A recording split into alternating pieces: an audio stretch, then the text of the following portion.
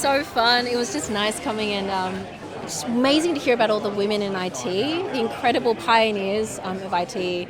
And it's been so inspirational. It was just nice to have a room full of such incredible, inspiring people to talk to tonight. The highlights were being able to see people that you hadn't seen for many years before, and it was fantastic to be able to see, but also to hear their careers. We had a really great evening. We met a lot of old friends who have been part of the department over the years, and some really good stories on the early days, particularly of computing, which goes back a lot further than I'd actually realised. And I'm looking forward to reading David's History of Computer Science, his book.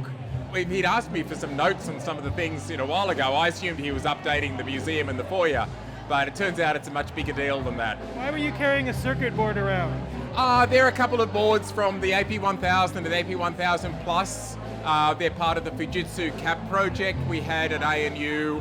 Several of the people here were part of that project. A lot of amazing people doing really amazing things, and I think it's very hard to fathom the level of experience and achievement in the room today. I've always had a love for programming languages, and I think it was your course, Malcolm, which taught comparative programming languages, Yes. Taught a range of different ones about the different ideas and got you to use a whole different range of them.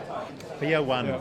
computer science. Yep, in the My second favorite year computer of computer science. ever. And so At the end of that semester, Wow. we had learned 4 separate programming languages, done 4 assignments in the space of 2 terms.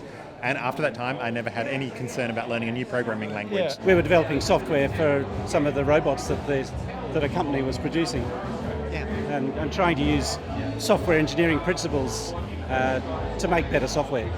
And then we went on to the CAP project, which was the Parallel Computer Project, and Right. Paul did a lot of work on that too. Parallel computing basically became the new paradigm, and we were sort of establishing that with the things like the CAP project that Robin Stanton had a lot to do with starting, and people like Chris Johnson and Paul McCarris and David Hawking and many others were involved with. I have a lot of really fond memories of those times at ANU. Just consider how 50 years ago there were barely any computers around, and then 1993 was the first ANU website, and then since then websites have become ubiquitous. Everyone has a supercomputer in their palms, right? And you can't imagine what's going to happen in the next 10, 20, 50 years from now.